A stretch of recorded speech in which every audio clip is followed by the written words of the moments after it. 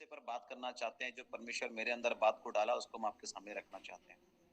उद्धार का अर्थ क्या होता है? जब हम उद्धार की बात करते हैं तो साधारणतः अगर हम उसका डेफिनेशन करेंगे तो उद्धार का मतलब है कि बचाव, हमारी सुरक्षा, अनंत जीवन, है ना? ये उद्धार का मतलब है। हम लोग सोचते हैं कि उद्धार का मतलब है कि हम बच गए।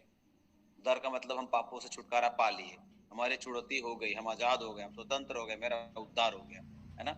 लेकिन जानते हैं उद्धार का मतलब क्या होता है? मैं एक प्रभु के दास के साथ सीख रहा था कि उद्धार का मतलब होता है एक नई अधीनता में आ जाना। उद्धार का मतलब होता है एक नई अधीनता में आ जाना। जब आप उद्धार पा लेते हैं तो आप एक नई अधीनता में आ जाते हैं। एक नया जो है आपका स्वामी है जिसके अंडर आप आ जाते हैं। सुनिएगा, यीशु मसीह ना केवल हमारा उद्धार करता है, ना केवल वो हमारा सेवियर है, लेकिन मैं आपको बताना चाहता हूँ यीशु मसीह हमारा प्रभु है, लॉर्ड, है ना? केवल वो बचाने वाला नहीं है, वो वास्तव में हमारा प्रभु है। इस बात को समझिएगा, ये दोनों बात अलग है ना? ये दोनों चीज अलग है। यीशु मसीह केवल हमारा जो है वो उद्धार करता नहीं है, लेकिन यीशु मसीह हमारा क्या है? प्रभु है। जब पौलुस का जीवन बदल गया ना, तो सबसे पहली बात, पहला जो सवाल था पौलुस के जेहन में, वो क्या था पता है? जब हम उद्धार को प्राप्त करते हैं तो हमारे पास भी ये बात होना चाहिए। जब हम प्रेरितों के काम 9 उसका 6 पद पढ़ेंगे तो आप परिवर्तन के बाद पौलुस का पहला सवाल जो वो परमेश्वर के सामने रखता है वो ये था। प्रेरितों के काम अध्याय 9 उसका 6 पद कोई पढ़ेंगे, सहायता करेंगे जी। मेरी आवाज जा रही है? आ रहा है, आ रहा है, क्लियर है। तो आप सहायता करेंगे प्रेरितों के काम 9 उसका 6 जी।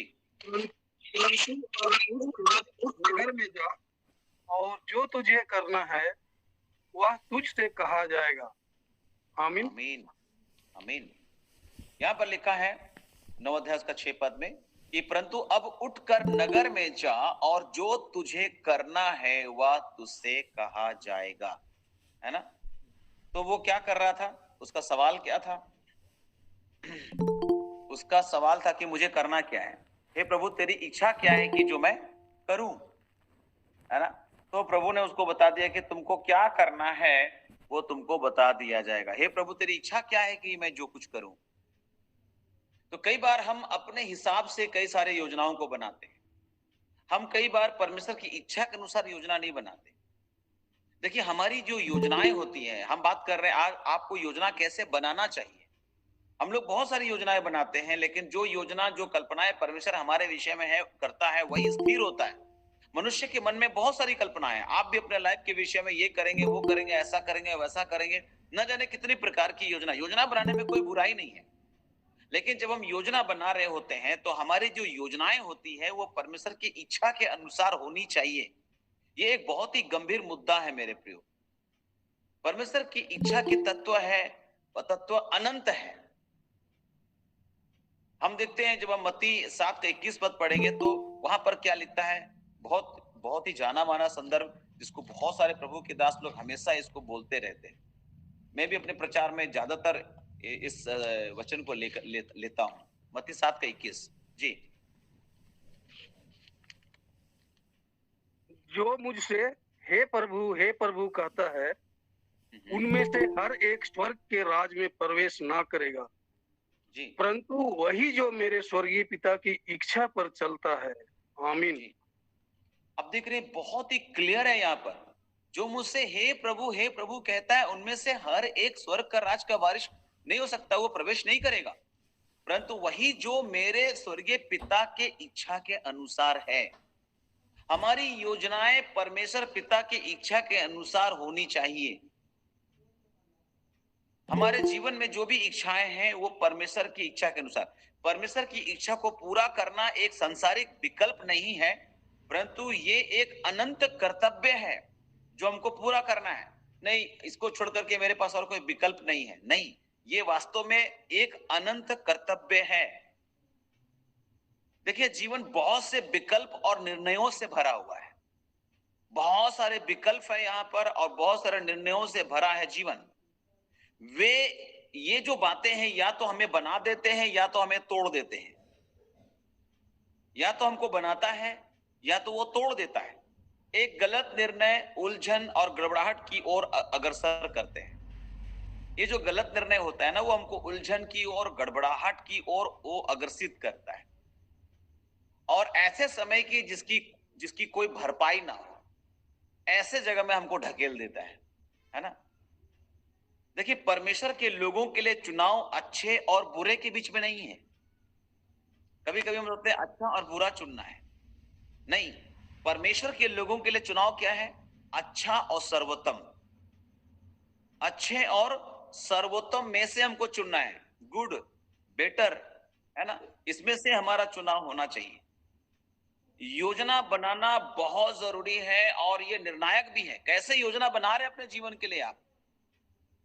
मेरे प्रियो, बहुत सारे विषय हैं। हम अभी पिछले दिनों हम लोग बलिदान के ऊपर में बात कर रहे थे, लेकिन मैं रुक गया थोड़ा सा, क्योंकि आगे बहुत सारी चीजें ऐसी हैं जो कुछ लोगों को शायद थोड़ा से समझ में ना आए कि ये क्या है, क्यों परमेश्वर इस प्रकार के बलिदान को मांग रहा है। इसलिए मैं थोड़ा ब्रेक दे रहा हूं, अभी वहां थोड़ा समय ले रहा हूं। परमेश्वर की अगुवाई प्राप्त करूंगा तो फिर जरूर मैं बलिदान के ऊपर में पूरी बात को बताऊंगा, है ना। लास्ट अध्ययन में मैंने होम बलि के बारे में बता दिया था, जिसमें 4 प्रकार के पशुओं को लिया जाता है। उसके बाद मेल बलि, दोष बलि और पाप बलि के ऊपर में हम अभी तक बातचीत नहीं किए हैं, परंतु हम जरूर इस विषय पर बात करेंगे। मुझे ये विषय याद है और मैं आप लोगों के साथ जरूर इस विषय के साथ जुड़ूंगा, है ना। क्षमा प्रार्थी हूं, मैं आज अपना विषय को बदल रहा हूं। तो योजना कैसे बनाए हम? योजना जब भी हम बना रहे होते हैं तो परमेश्वर की इच्छा के अनुसार योजना होना बहुत जरूरी है, बहुत जरूरी है। योजना बनाना अति आवश्यक है और निर्णायक भी है। यदि हम योजना बनाने में असफल हैं तो हमारा असफल होना एकदम पक्का है। मसीह जीवन का प्रारंभ होता है जब हम परमेश्वर और शैतान के बीच का निर्णय लेते हैं, क्या करना है हमको।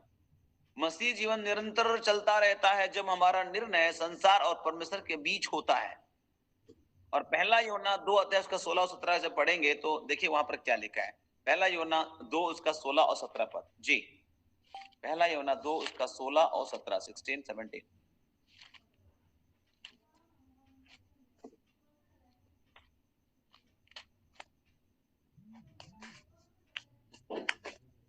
क्योंकि जो कुछ संसार में है, अर्थात शरीर की अभिलाषा और आंखों की अभिलाषा और जीविका का घमंड, वह पिता की ओर से नहीं परंतु संसार की ओर से है। संसार और उसकी अभिलाषाएं दोनों मिट जाते हैं, पर जो परमेश्वर की इच्छा पर चलता है वह सर्वदा बना रहेगा। आमीन। परमेश्वर की इच्छा पर जो चलता है वो सर्वदा बना रहेगा। देखिए, ऐसा नहीं यहाँ पर है कि जो दिन भर कई लोग बहुत बाइबल भी पढ़ते हैं, बहुत दुआ भी करते हैं, लेकिन परमेश्वर की इच्छा के अनुसार होना बहुत जरूरी है। आपकी योजनाएं परमेश्वर की इच्छा के अनुसार हो, आप परमेश्वर की इच्छा के अनुसार हो। प्रभु प्रभु बोलने वाला सब स्वर्गराज नहीं जाने वाला। अगर आप उसकी इच्छा के अनुसार नहीं है तो बहुत लोग सोचते हैं कि हम तो कोई संडे मिस नहीं करते हैं। एक व्यक्ति मंदिर में आया प्रार्थना करने के लिए और बोलने लगा कि प्रभु हम 2 दिन का फास्टिंग करते हैं, दसमांश टाइम पर देते हैं, आराधनालय में एकदम हम आगे हैं, सारी चीजें हैं, परंतु उसकी भेंट कबूल नहीं हुई, उसकी प्रार्थनाएं कबूल नहीं हुई। और दूसरी ओर चुंगी लेने वाले ने ऊपर उठाना भी ना चाहा और अपने छाती पीट कर बोलने लगा, हे प्रभु मुझ पापी पर दया कर। बोला प्रभु ने इसकी इसकी जो प्रार्थना है वो कबूल की गई। लेकिन पहला व्यक्ति जो है ढोंगी वाली प्रार्थना, अपनी बड़ाई वाली प्रार्थना कर रहा था। हम में से कई लोग बहुत प्रार्थना करते हैं, हम में से कई लोग बहुत बाइबल पाठ पढ़ते हैं, हम में से कई लोग शायद गिरजा भी मिस नहीं करते हैं, लेकिन क्या हम परमेश्वर की इच्छा के अनुसार हैं? आज हमको एक रोमन कैथोलिक फैमिली में जाने का मौका मिला। नो डाउट वो लोग चर्च एकदम पक्का, चर्च जाने में एकदम पक्का है, लेकिन परमेश्वर पर भरोसा रखने में एकदम कच्चा है। जवान बेटा को उन्होंने अगस्त महीने में खो दिया एक रोड एक्सीडेंट में, उनकी मृत्यु हो गई और वो बहुत निराश हो गई, वो टूट गई और वो बोलने लगी अगर परमेश्वर है, अगर परमेश्वर है तो ऐसा क्यों होने दिया। उनका भरोसा परमेश्वर पर 100% है भी नहीं। और फिर सवाल करते हैं कि यदि परमेश्वर होता तो ऐसे ऐसे नहीं होने देता। नहीं मेरे प्रियो, कुछ चीजें हैं जो हमको सिखाती है। मैं बता रहा था कि आने वाले कुछ दिनों के बाद अगर इस संगति में रहेगी तो बोलेगी अच्छा हुआ ये बातें मेरे जीवन में हुई, अगर ना होता तो मैं परमेश्वर को न जान पाती।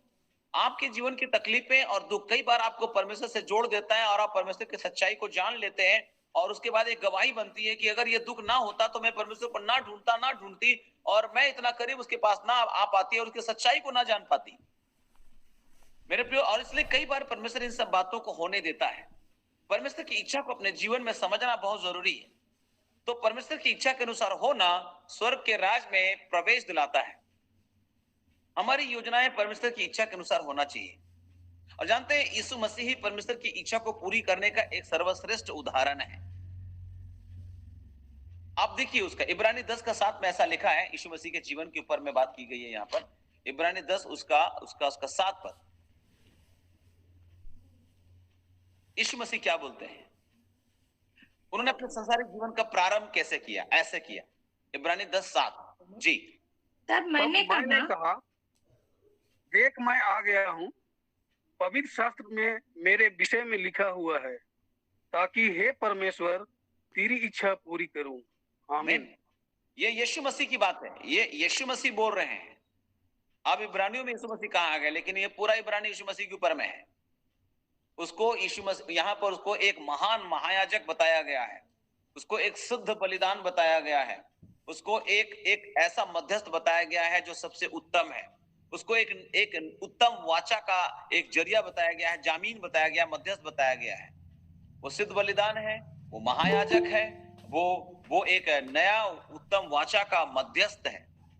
और इब्रानियों में यहाँ पर जो बात कही गई है वो यीशु मसीह बोल रहे थे कि देख मैं आ गया हूं और पवित्र शास्त्र में मेरे विषय लिखा हुआ है। ओल्ड टेस्टामेंट में जो कुछ लिखा है मेरे विषय में लिखा है। जब भी पढ़िएगा तो आप ये जान लीजिए कि वहां यीशु मसीह छुपे हैं।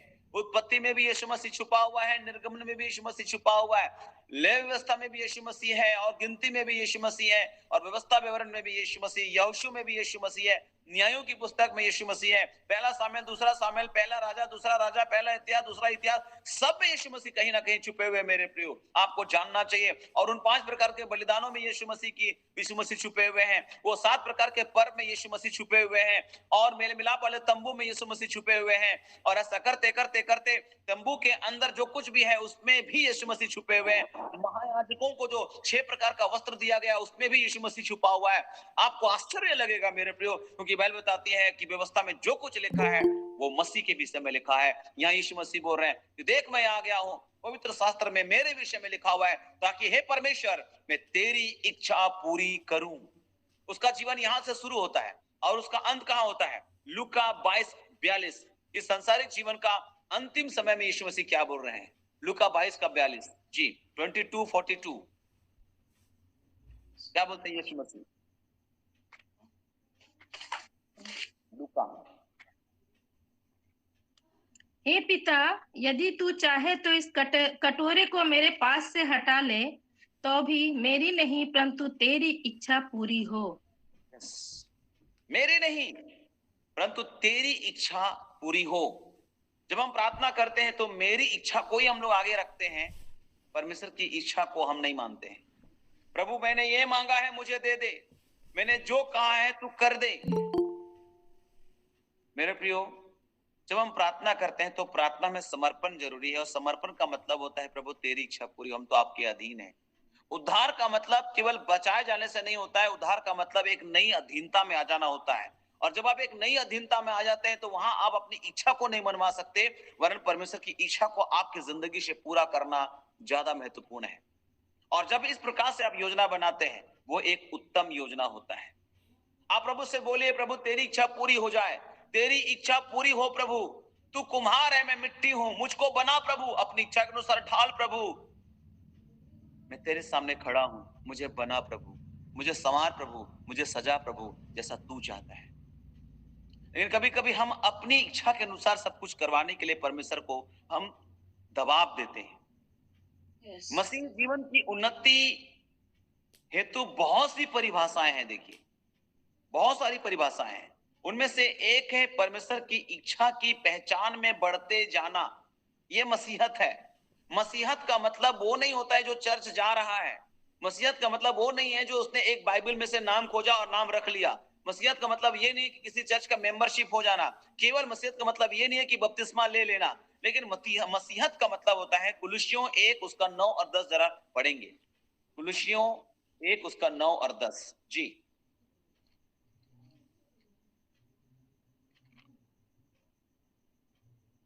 क्या लिखा है? इसीलिए जिस दिन से यह सुना है, हम भी तुम्हारे लिए प्रार्थना और विनती करना नहीं छोड़ते कि तुम सारे आत्मिक ज्ञान और समझ सहित परमेश्वर की इच्छा की पहचान में परिपूर्ण हो जाओ, ताकि तुम्हारा चाल चलन प्रभु के योग्य हो और वह सब प्रकार से प्रसन्न हो और तुम में हर प्रकार के भले कामों का फल लगे और तुम परमेश्वर की पहचान में बढ़ते जाओ। ये है हमारा परिचय। मसीही जीवन की उन्नति हेतु बहुत सी परिभाषाएं हैं। एक व्यक्ति बढ़ रहा है तो कैसे? मसीहत का मतलब परमेश्वर की इच्छा के पहचान में बढ़ने वाला व्यक्ति।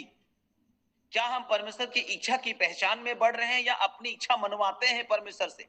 मसीहत का मतलब ये नहीं होता कि प्रार्थना कर रहा है बहुत, बाइबल पढ़ रहा है बहुत, चर्च जा रहा है बहुत, लेकिन मसीहत होता है जो परमेश्वर की इच्छा की पहचान में बढ़ रहा है, जो बढ़ता है, जिसके अंदर से मसीहत झलकता है, यीशु मसीह दिखाई देते हैं। हम लोग को लगता है कि नहीं बहुत प्रार्थना करता है, सही में ये मसीह व्यक्ति है, बहुत बाइबल पढ़ता है, लेकिन क्या परमेश्वर की इच्छा की पहचान में हम हैं? मुझसे परमेश्वर की इच्छा, हम हमारे जीवन से यीशु मसीह को लोग पहचान पा रहे हैं? बाइबल पढ़ने वालों की कमी नहीं है। मैंने यहाँ ऐसे ऐसे लोगों को देखा, पास्टर भी आपस में झगड़ते हैं, इतने झगड़ते हैं, इतने बुरे भले दूसरे को बोलते हैं। कैसे ये व्यक्ति खड़ा होकर के पुलपिट पर बोलता है जब आपके अंदर मृदुभाषी नहीं है? सही, जो ज्ञान ऊपर से आता है, याकूब में लिखा है, व्यक्ति को मृदुभाषी बनाता है, संयमी बनाता है, सहनशील बनाता है, नम्र बनाता है। उनकी बातों में कोमलता होती है, छल कपट की बात नहीं करते। यहां तक कि सेवक भी छल कपट की बात करते हैं, लंगी मारने वाली बात। याकूब की मिनिस्ट्री कर रहे हैं लोग। अब आप लोग बोलेंगे याकूब को ही तो प्रभु चुना। अरे प्रभु, अगर याकूब ने लंगी मारी है ना, तो परमेश्वर ने भी उसको एक दिन लंगी मारा है ना। धोखे से आशीष को ले लिया ना, तो परमेश्वर ने बोला रुक बेटा, तेरे को भी धोखा मिलेगा।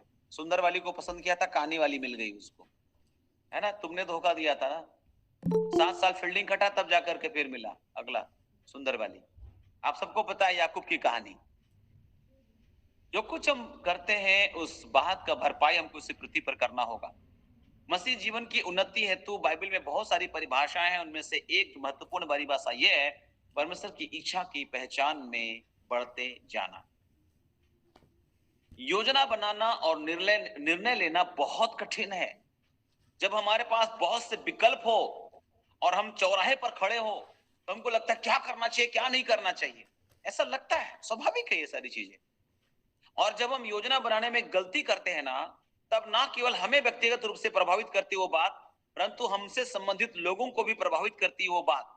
किसी भी मामले में अगर माता पिता ने योजना गलत बनाया तो परिवार को उसका प्रभाव झेलना पड़ेगा। अगर एक पासवान ने गलत योजना बनाया तो कलीसिया को इसका सामना करना पड़ता है। अगर एक महाप्रबंधक ने अगर योजना गलत बनाया तो पूरी संस्था को इसका सामना करना पड़ता है। अगर देश का राष्ट्रपति ने गलत निर्णय लिया, गलत योजना बनाया, तो देश को इसका सामना करना पड़ता है। समझ रहे हैं? परंतु बुद्धि से योजना बनाना बहुत सी आशीषों का कारण होती है। आपने पढ़ा होगा नीति वचन में 24 अध्याय उसका 3 और 4 पद में ऐसा लिखा हुआ है। जी, आप योजना कैसे बनाते हैं अपने जीवन के बारे में हम थोड़ा इसके विषय पर बात कर रहे हैं। नीति वचन 24 उसका 3 और 4 पद। जी,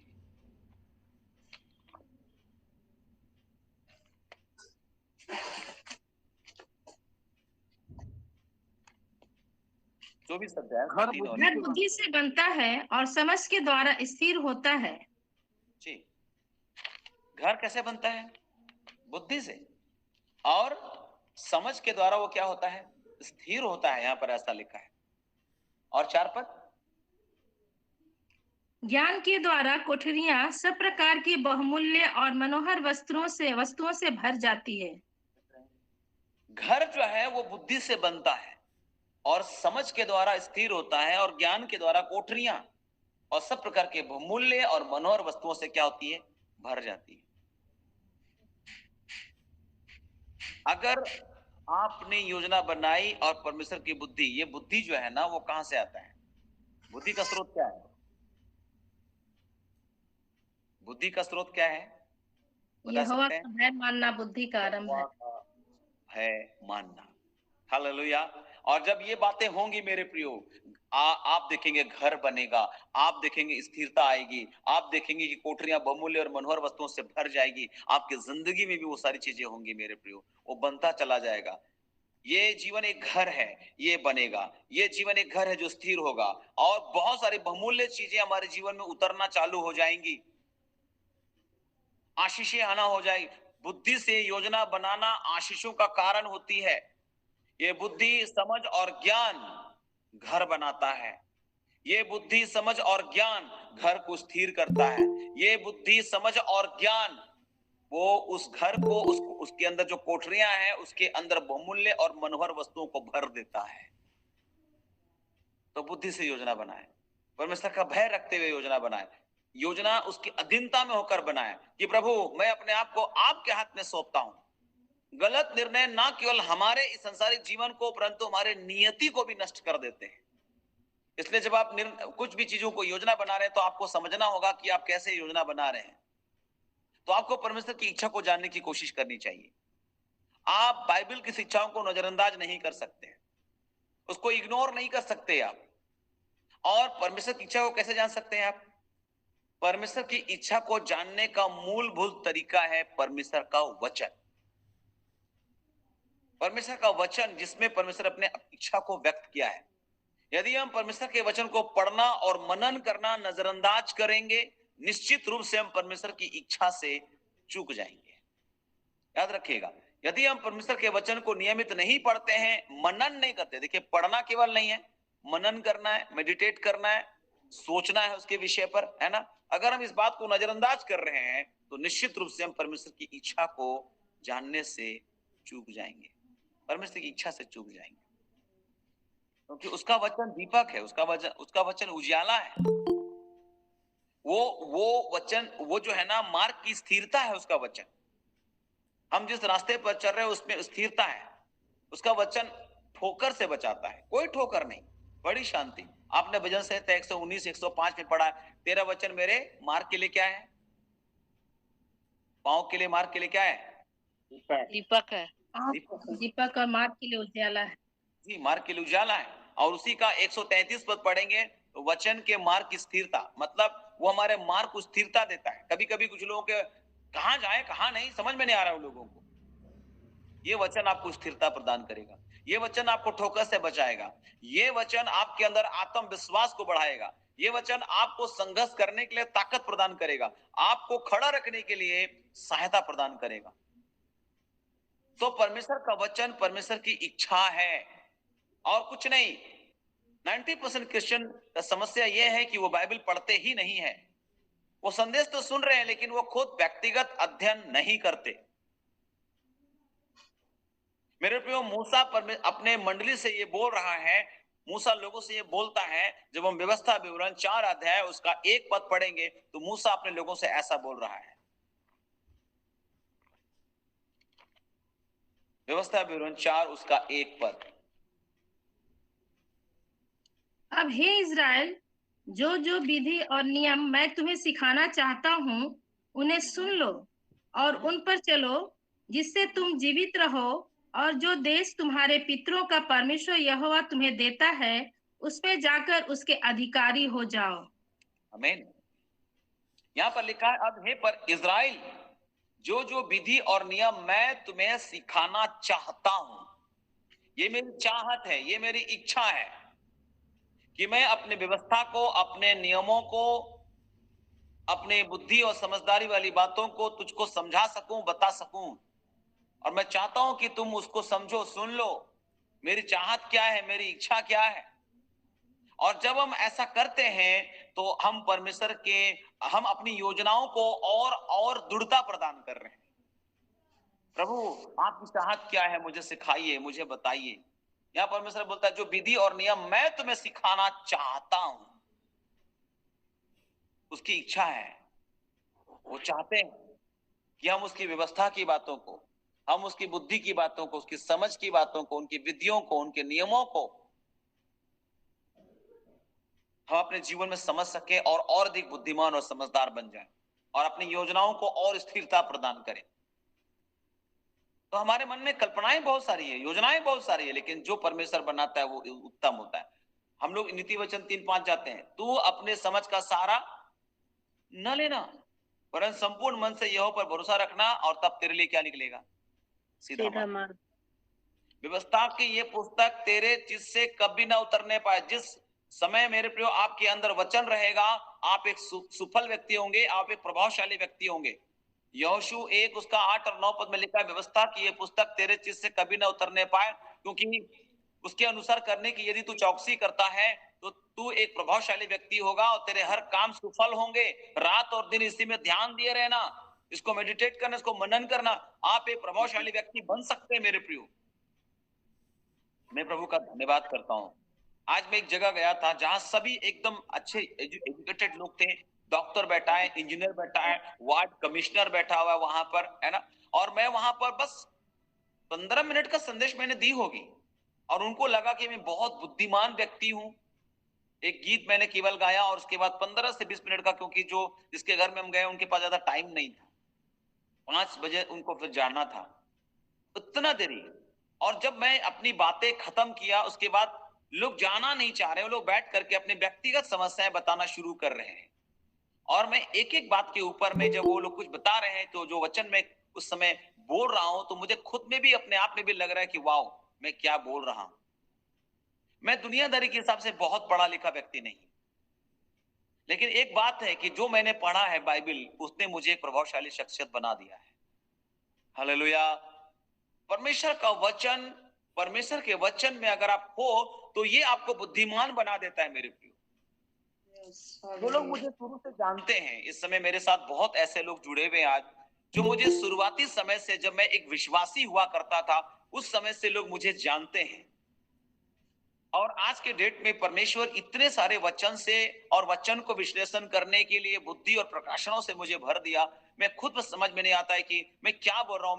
मैं कई बार सोचता हूं कि मैं क्या बोलूं और कैसे बोलूं और कहां से शुरुआत करूं, लेकिन जब मैं बोलना चालू करता हूं तो मेरी बातें समाप्त नहीं होती, कई बार मेरी बातें चलती चली जाती, इतने सारे बात आने लग जाते हैं। कहां कहां से हिंदी के भी ऐसे कुछ शब्द मेरे पास आ जाते हैं जो कई लोग इस्तेमाल नहीं करते, है ना।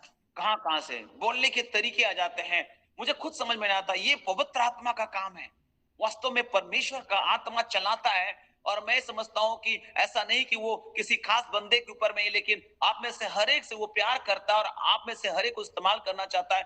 बस आपके अंदर भी इच्छा होनी चाहिए। परमेश्वर तो अपनी इच्छा जाहिर कर दिया, और हम अपने अंदर उस इच्छा को नहीं रखते कि मुझे भी कुछ करना है, मुझे भी ऐसा होना है, मुझे भी ऐसा बोलना है।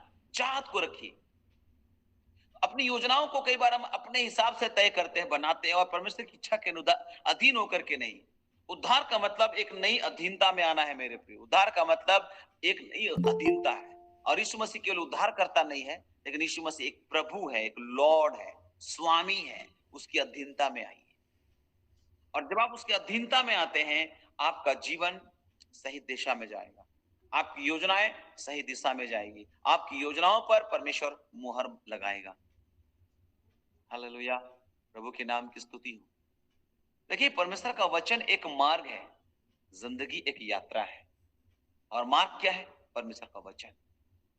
परमेश्वर का वचन एक व्यवस्था है जो हमारे पटियाओं पर लिखा जाना चाहिए, इसको हमारे हृदय पर अंकित किया जाना चाहिए। ये एक ऐसा विधि और अध्यादेश नियम है, जब हम इसके अनुसार होते हैं, हमारा जीवन सिस्टम में रहता है। ये एक ईश्वरीय आज्ञा है, एक संवैधानिक आदेश ईश्वर के राज्य के लिए। जैसे जब कोई मंत्री बनता है तो शपथ ग्रहण होता है, शपथ। तो परमेश्वर का वचन एक तरह से हमारे लिए एक शपथ है। परमेश्वर का वचन एक समझ है, समझ। सो परमेश्वर चाहता है कि हम इस मार्ग को समझे, इस व्यवस्था को समझे, ईश्वरीय आज्ञा को समझे, नियमों को समझे।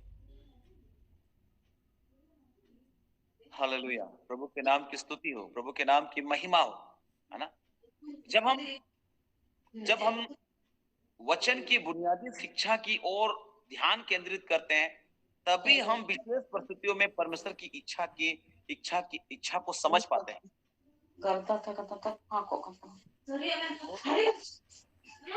माइक ऑन है। जी जी जी, थैंक यू सो मच, है ना। जब हम वचन की बुनियादी शिक्षा की ओर ध्यान केंद्रित करते हैं, तभी हम विशेष परिस्थितियों में परमेश्वर की इच्छा को समझ पाते हैं। तो आपको जानना होगा, है ना, परमेश्वर का वचन एक टीचिंग है और परमेश्वर का वचन एक टेस्टिमनी है। परमेश्वर का वचन एक व्यवस्था है और परमेश्वर का वचन एक लाइफ है, जीवन। आपको समझना पड़ेगा क्या करना है मुझे। तो हम कैसी योजना बना रहे हैं? देखिए, परमेश्वर के सामने जब हम प्रार्थना करते हैं तो बाइबल मनन करते समय याद रखिएगा, या प्रार्थना जब आप तो ऐसा प्रार्थना ना करें कि आप अपनी इच्छा बताइए, परंतु आपकी इच्छा कैसे पूरी करूं ये मुझे सिखाइए। आप प्रभु से उसकी इच्छा मत पूछिए, क्योंकि अपनी इच्छा को उसने ऑलरेडी प्रकट कर दिया है। बस ये दुआ करिए कि प्रभु मैं आपकी इच्छा कैसे पूरी कर सकता हूं, मुझे सिखाइए। जब हम भजन संहिता 143 उसका 10 पढ़ेंगे तो वहां पर ऐसा लिखा है, भजन संहिता 143 उसका 10 पद। जी, क्या लिखा है? 143 उसका 10। मुझको यह सिखा कि मैं तेरी इच्छा कैसे पूरी करूं, क्योंकि मेरा परमेश्वर तू ही है। तेरा भला आत्मा मुझको धर्म के मार्ग में ले चले। यस। जब हम प्रार्थना करते हैं तो आप उसको ये मत पूछे कि प्रभु अपनी इच्छा बताइए, है ना, प्रभु आपकी इच्छा क्या मुझे बताइए। अपनी इच्छा को प्रभु ने वचन में पूरा प्रकट कर दिया, सब कुछ लिख दिया गया। बाइबल कंप्लीट पुस्तक है, सारी चीजें, हर सवाल का जवाब वहां है। हम वहां नहीं हैं, इसलिए कई बातें नहीं समझ में आती। तो जब हम प्रार्थना करते हैं तो ये प्रार्थना मत करें कि आप अपनी इच्छा बताएं कृपया परमेश्वर, नहीं, परंतु आपको यह दुआ करना चाहिए कि प्रभु आपकी इच्छा मैं कैसे पूरी करूं, मुझे सिखाओ। यहां पर लिखा है, मुझको यह सिखा कि मैं तेरी इच्छा कैसे पूरी करूं, क्योंकि मेरा परमेश्वर तू ही है। तेरा भला आत्मा मुझको धर्म के मार्ग में क्या करे, ले चले। परमेश्वर के वचन का प्रवेश प्रकाश देता है। जब हम उसके वचन में घुसते हैं ना, तो वो प्रकाश देता है, अंधेरे में नहीं छोड़ता। हमारे विचारों में, हमारे मस्तिष्क में प्रवेश जब हम नहीं जानते कि क्या करें, परमेश्वर का वचन समझदारी देता है, एक स्पष्ट मार्ग को हमारे सामने खोलता है। इसलिए मैं आप सबसे कहना चाहता हूं, व्यक्तिगत बाइबल अध्ययन बहुत जरूरी है। परमेश्वर के वचन को प्रतिदिन नियमित और निरंतर तरीके से मनन करें और पढ़ें। मैं आपको बताना चाहता हूं, यह वचन आपको फलवंत करेगा, आपको ताजगी से भर देगा और चारों ओर उन्नति के रास्ते खोलता चला जाएगा परमेश्वर का वचन।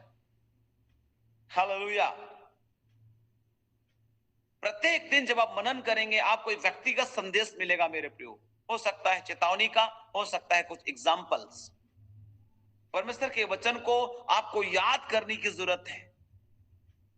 दाऊद राजा बोलता है, मैं तेरी इच्छा पूरी करने में प्रसन्न हूं, तेरी व्यवस्था मेरे मन में बसी हुई है। क्या परमेश्वर का वचन आपके मन में है कि खाली किताब में रह गया है? बाइबल में मत रहने दीजिए परमेश्वर का वचन। बाइबल के वचन को अपने हृदय में उतार लीजिए और परमेश्वर का आत्मा हर दिन आपको वचन स्मरण दिलाएगा मेरे प्रिय। जो आपने उतारा है, यूहन्ना 14:24 में लिखा है, वो मेरी बातें याद दिलाएगा, स्मरण दिलाएगा। मैं आपको बताना चाहता हूं, साल तो बीतने वाला है, बस और कुछ दिन है, हम अंतिम महीने में हैं। कोई बाइबल कैलेंडर का उपयोग करें ताकि 1 या 2 वर्ष में आप पूरा पवित्र शास्त्र पढ़ सकें। कोई तो एक कैलेंडर, कोई तो एक वर्ष का इस्तेमाल करें, है ना, या तो 1 या 2 वर्ष में हर बार बाइबल को कंप्लीट पढ़ लेना चाहिए। हम लोग नहीं पढ़ते, हम लोग नहीं पढ़ते। आप में से कितने लोग होंगे जो पूरी बाइबल पढ़े हैं? बहुत कम लोग होंगे यहाँ पर। पूरी बाइबल पढ़िए, पूरी बाइबल। शुरुआत में ना भी समझ में आए तो पढ़िए। हम आपको बताना चाहते हैं, बहुत सारी चीजें खुलना शुरू हो जाएगी। आज आशीष से क्यों रुकी हुई? क्योंकि हम बाइबल नहीं पढ़ रहे हैं। भैया, चेन्नई वाले के प्रार्थना से आशीष नहीं आती, आशीष आएगी आप जब प्रभु के सामने बैठोगे।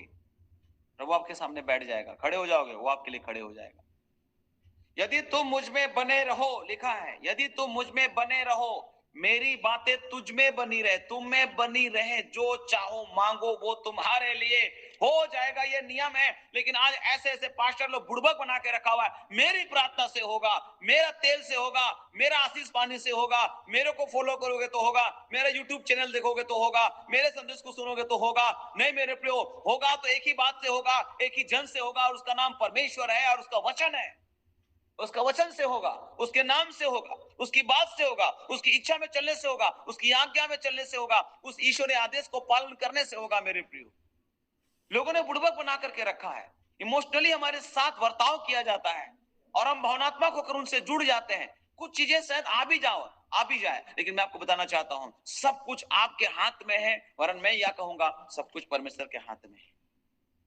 आपके बहुत बोलने से और छिकने से नहीं होगा, परमेश्वर के हाथ में है। उद्धार का मतलब एक नई अधीनता में आ जाना। यीशु केवल सेवियर नहीं है, यीशु मसीह लॉर्ड है, प्रभु। केवल उसको बचाने वाला मत समझिए। अगर आप केवल बचाने वाला समझ रहे हैं तो फिर आप उसके प्रभुत्व को स्वीकार नहीं कर रहे हैं। आप बोलिए, वही मेरा स्वामी करता धरता, मेरा मालिक, मेरा माए बाप, वही मेरा लॉर्ड है, मेरा प्रभु है। वो केवल बचाने वाला नहीं है,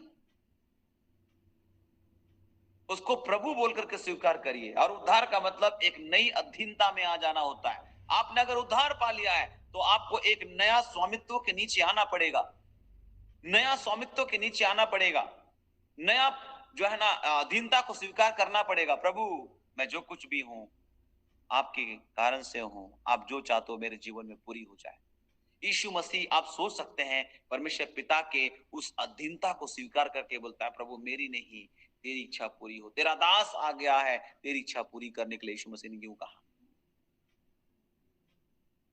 आपकी योजनाओं को ही परमेश्वर समर्थन करे, ऐसी प्रार्थना मत करें। कभी कभी हम लोग, प्रभु हम जो बोल रहे हैं वही पूरा कर दीजिए, जो हम बोल रहे हैं वही क्या कर दीजिए, पूरा कर दीजिए। हम अपने मन की अभिलाषाओं के प्रति बहुत महत्वाकांक्षी होते हैं और कई बार हम इन्हें ही परमेश्वर की अधीनता में सौंपना चाहते हैं।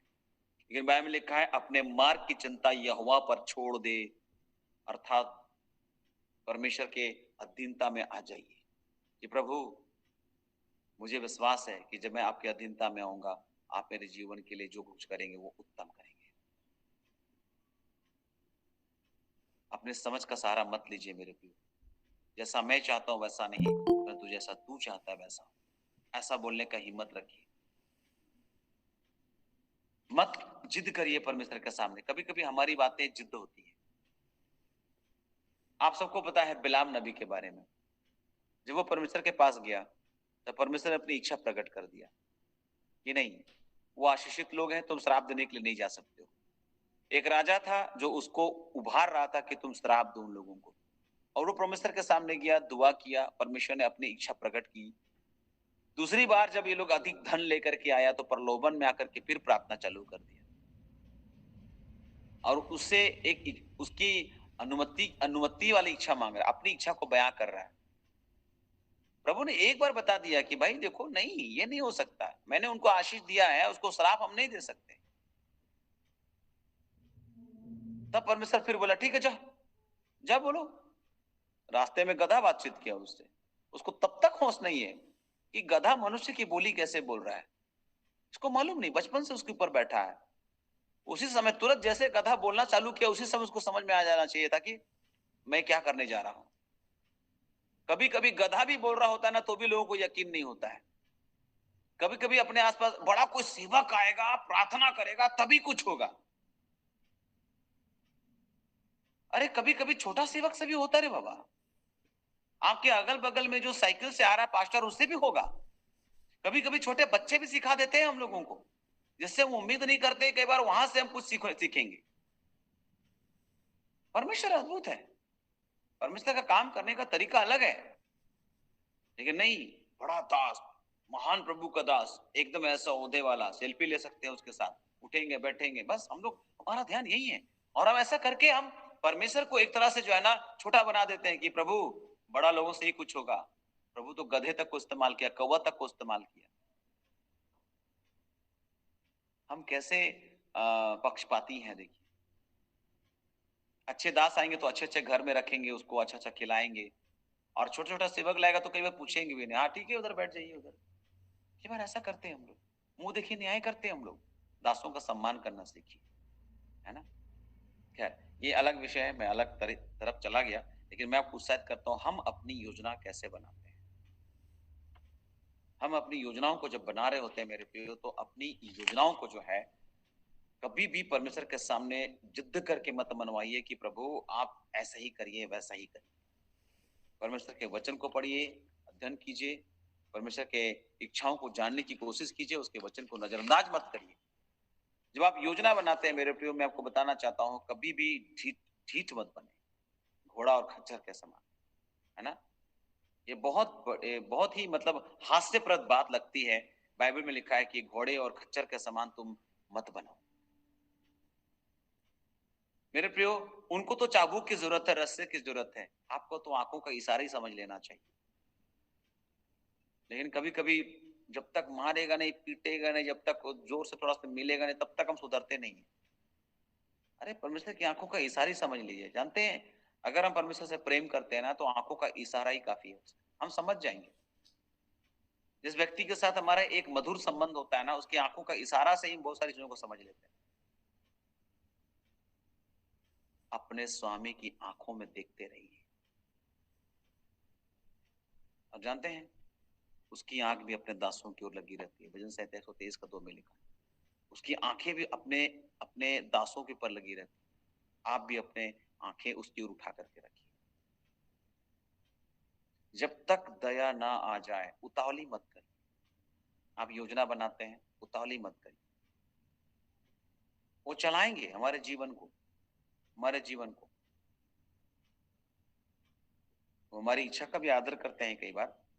इसलिए बोला अदन की वाटिका में उसने 2 पेड़ रख दिए थे, क्योंकि हमारे चुनाव का वो आदर करता है। आज भी परमेश्वर हमारे चुनाव का आदर करता है, लेकिन इच्छा रखता है कि तुम इसको चुनो, इसको चुनो। अगर परमेश्वर ने दाऊद को चुना तो क्यों चुना? क्योंकि दाऊद परमेश्वर के मन के अनुसार था। अगर आपको परमेश्वर चुनेगा तो क्यों चुनेगा? क्योंकि आप उसके मन के अनुसार है। अगर आप उसके मन के अनुसार नहीं है तो परमेश्वर आपको छोड़ दे। अपनी योजनाओं को आप कैसे बना रहे हैं? सावधान, आप अपनी योजनाएं कैसे बनाते हैं, मैं आपको उत्साहित करना चाहता हूं। आज की शाम मैं आपको बताना चाहता हूं कि अगर आप लचीला नहीं होंगे तो आप टूट जाएंगे। जो डाली अकड़ा रहता है वो टूट जाती है, जो लचीली डालियां रहती है ना, आंधी और तूफान में भी जो है ना बना रहता है। अपने आप को लचीला बनाइए, आप नहीं टूटेंगे। हम कठोर बने रहते हैं। हमारे एक मित्र है, जब भी मीटिंग में जाता है, लोग देखता है एकदम कोई रिस्पॉन्स नहीं दे रहा, तो बोलता है झुकता वही है जिसमें कुछ जान होती है, झुकता वही है जिसमें कुछ जान होती है, और अकड़ जो है मुर्दे की पहचान होती है। ये लोग अकड़े हुए हैं, बहुत सारी चीजों में अकड़ गए हैं। ज्यादा बुद्धि मिल गया, ज्यादा ज्ञान मिल गया, ज्यादा बड़ा पास्टर बन गया, बड़ी मंडली है, बड़ा ये है, नौकरी बड़ी है ना, और उसके बाद डिग्री बढ़िया है, बड़ी है, बहुत सारी चीजें। पुराना मसीह है हम, है ना।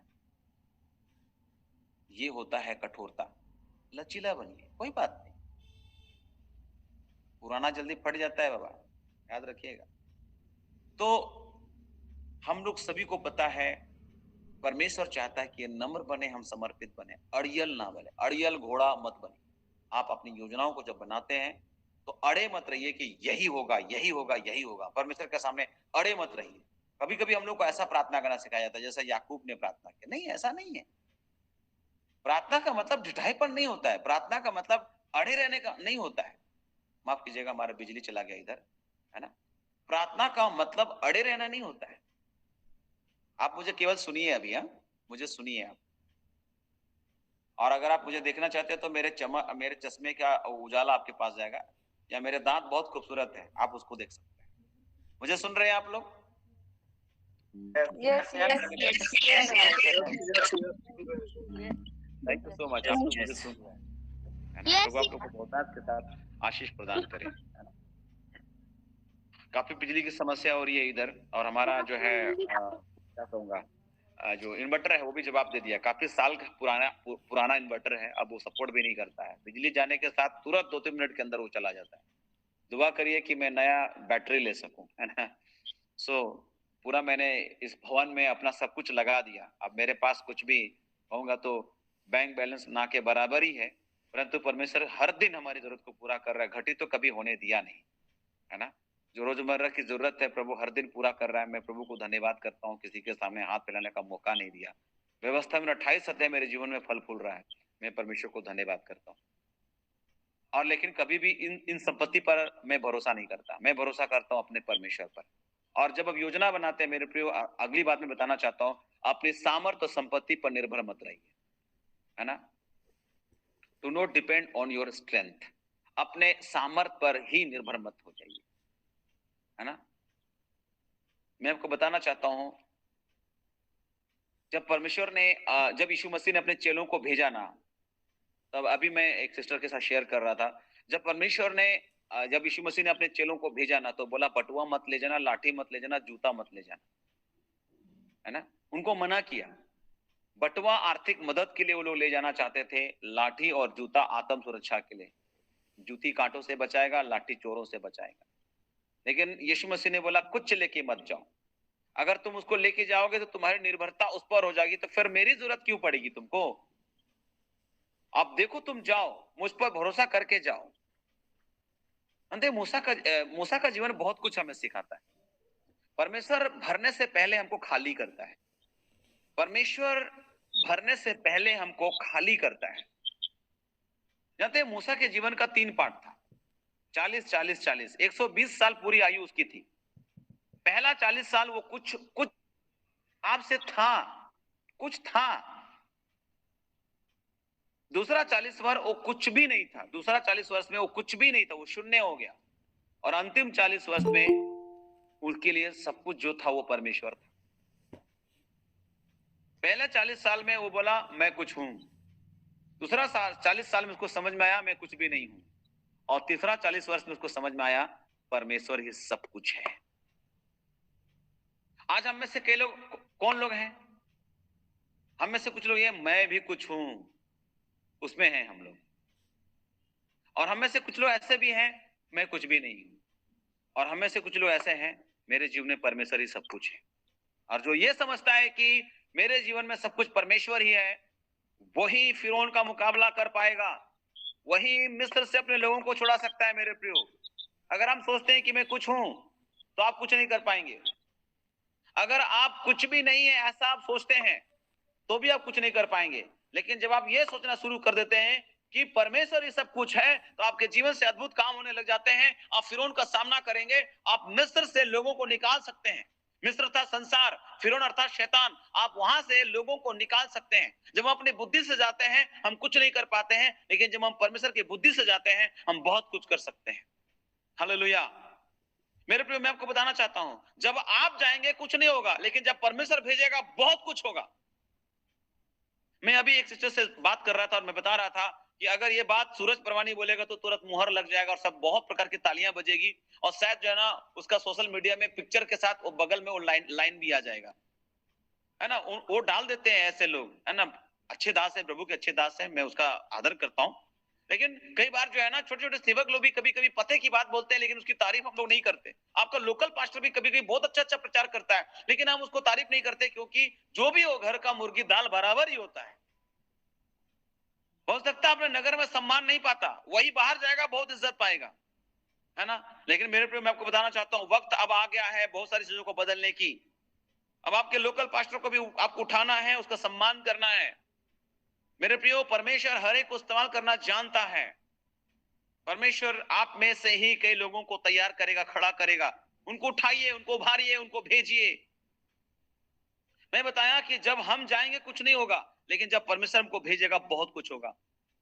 मेरे प्रियो, मूसा अपनी सामर्थ के साथ क्या किया, अपनी शक्ति से उसने एक मिस्री को मारा और रेत में गाड़ दिया।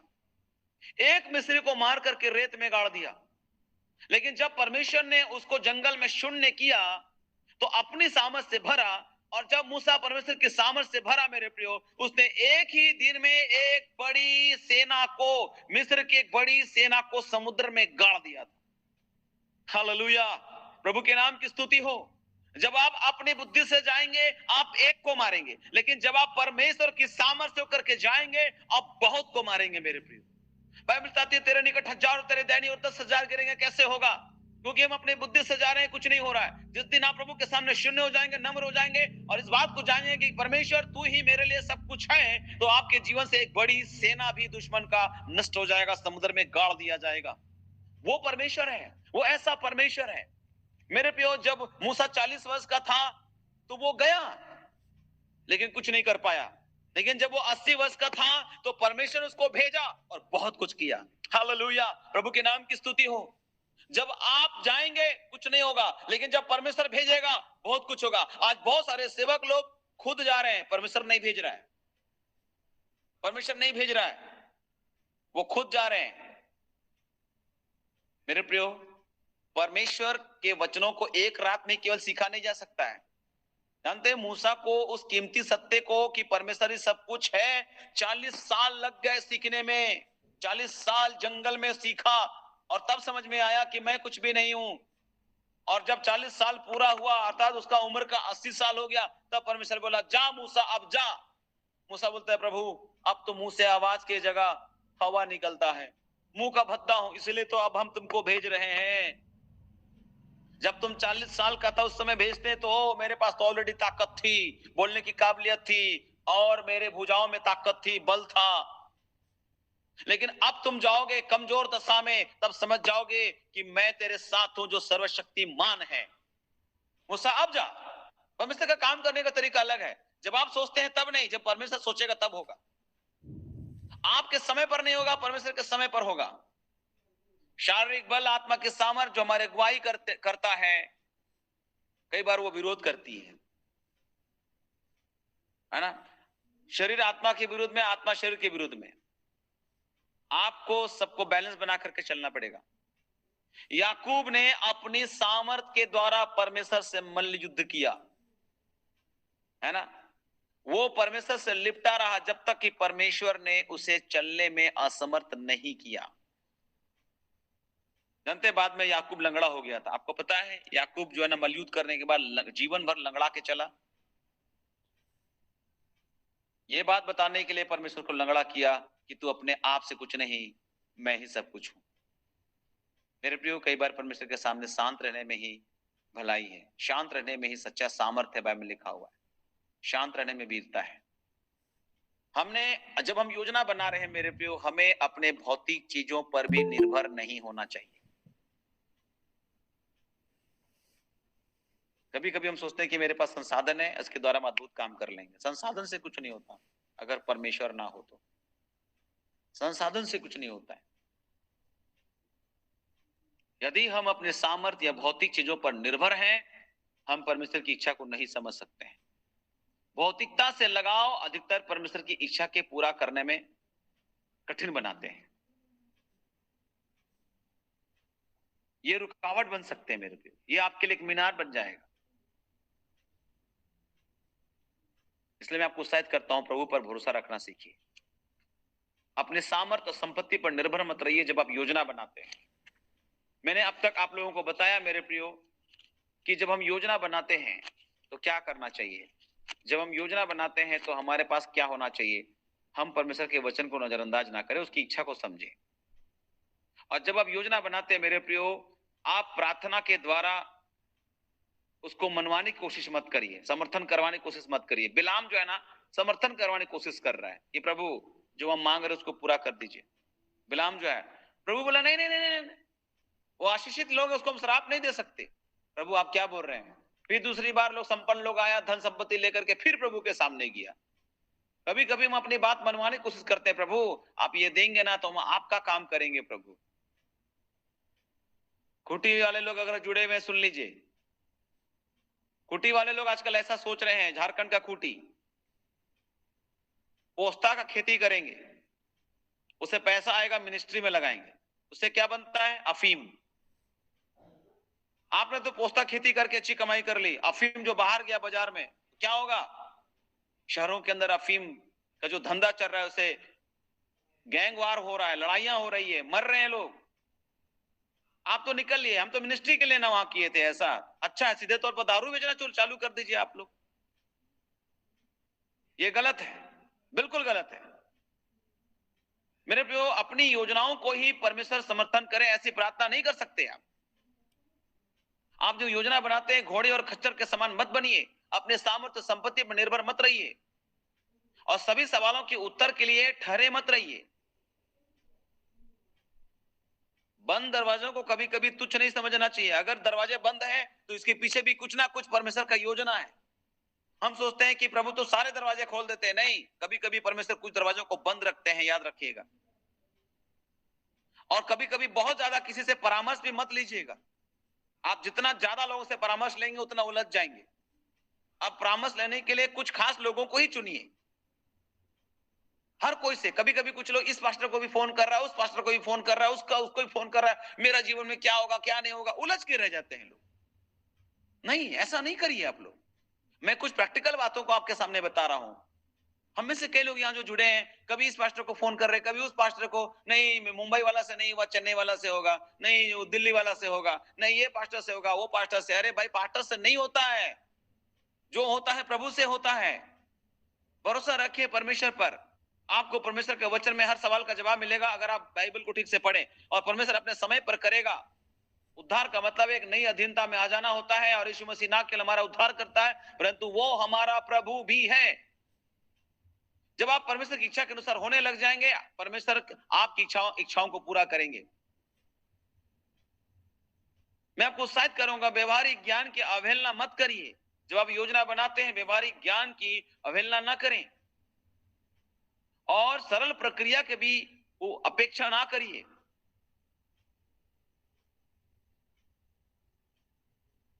आइए हम परमेश्वर पर पूर्ण भरोसा रखें। आइए अपना पूरा ईमान प्रभु के ऊपर रख दीजिए। मैं यहां अपने संदेश को आज विराम दे रहा हूं। कुछ प्रैक्टिकल बात को ही मैंने आपके सामने रखा है आज। प्रभु से बोलिए, प्रभु मुझको तू बना, मुझको तू संवार। तू कुम्हार है, मैं मिट्टी हूं, जिस सांचे में तू ढालना चाहता है ढाल। हम मनवाए नहीं परमेश्वर से। जिद मत करिए प्रभु। कभी कभी कुछ लोग बोलते हैं ना, प्रार्थना में जिद करना है, जब तक नहीं देंगे छोड़ना नहीं। नहीं, ऐसा नहीं होता है। यीशु मसीह ने सिखा दिया प्रार्थना कैसे होना चाहिए। प्रभु मेरी नहीं, तेरी इच्छा पूरी हो। आप अपनी बात को रख सकते हैं, लेकिन प्रभु को पता है हमारे लिए अच्छा क्या है। प्रभु को पता है हमारे लिए क्या सही रहेगा। आप प्रभु को मत सिखाने की कोशिश कीजिए कि प्रभु अगर आप दे देंगे तो शायद यही अच्छा होगा। नहीं, प्रभु को मालूम है क्या अच्छा है क्या बुरा है। वो बाप है, उसके हाथ में सब कुछ सौंप दीजिए। हालेलुया। मैं विश्वास करता हूं कि आज के संदेश ने भी आपसे बातचीत की होगी। अगर आपसे बातचीत की है ये संदेश, तो आप अपनी बातों को रख सकते हैं गवाही के रूप में। जब समय आता है तो अपनी बात को आप लोग रख सकते हैं। कैसी योजना बना रहे हैं आप, है ना। So thank you so much. लगभग 1 घंटा मैंने बोल दिया। मुझे भी नहीं समझ में आया कि मैं कितना देरी बोला, लेकिन टाइम देख रहा हूँ तो लग रहा है 1 घंटा मैंने बोल दिया, है ना। समय का पता ही नहीं चलता है कई बार। सो मैं विश्वास करता हूँ कि आज का संदेश से भी आपने आशीष पाई होगी, और यहाँ पर मैं अपने संदेश को विराम दे रहा हूँ। लेकिन मैं आप सभी लोगों से उत्साहित करूंगा कि समझने की कोशिश कीजिए कि हम व्यवहारिक रीति से कैसे प्रभु के साथ भी चल सके, और व्यवहारिक जीवन में भी हमको कैसे होना चाहिए, है ना। बहुत बार व्यवहारिक बातों में लोग चूक जा रहे हैं। प्रेयर, प्रार्थना, गाना बाना बजाना, सब चीजें। मैं कई बार लोगों को देखता हूँ बहुत अच्छा गाते हैं, बहुत अच्छा बजाते हैं, नो डाउट प्रभु के लिए कुछ करने की ख्वाहिश रखते हैं, लेकिन कई लोग व्यवहारिक नहीं है। कैसे कहाँ उठना है, बैठना है, क्या करना है, नहीं करना है, कब क्या बोलना है, नहीं बोलना है, बहुत सारी चीजों में लोग चूक जाते हैं, है ना। तो उत्साहित करता हूँ आप सभी लोगों को, प्रभु के साथ बने रहिए, जुड़े रहिए। और प्रभु केवल विश्वास की बात नहीं करता, विश्वास के साथ कर्म की बात करता है, यानी प्रैक्टिकल। प्रैक्टिकल वही जो विश्वास किया आपने, वही उसी को प्रैक्टिकल में लाना है ना। अलग चीज नहीं है वो। विश्वास और कर्म जो आपने थ्योरी में सीखा है उसी को प्रैक्टिकल में लाना है। और तो परमेश्वर प्रैक्टिकल पर निर्भर करता है ना। अगर हम संसारिक बात करें तो प्रैक्टिकल में कम नंबर मिलता है, थ्योरी में ज्यादा नंबर मिलता है। लेकिन मैं आपको बताना चाहता हूँ, अगर आध्यात्मिक नियम देखेंगे तो थ्योरी से अधिक प्रैक्टिकल में नंबर मिलता है। याद रखिएगा, आपका लाइफ एक व्यवहारिक लाइफ होना चाहिए, प्रैक्टिकल लाइफ। विश्वास कर्म बिना व्यर्थ है, मरा हुआ है। आपका विश्वास में अगर वो कार्य नहीं जो परमेश्वर आपसे अपेक्षा करता है, जो थ्योरी में आपने सीखा है, तो आपका विश्वास नहीं हो सकता है। याद रखिए। मैं अपने संदेश को विराम देता हूँ। फिर बार प्रभु की इच्छा और चाहत हुई तो आपसे हमारी जरूर मुलाकात होगी। तब तक पास्टर सॉल को इजाजत दीजिएगा। जय मसीह। Praise the Lord.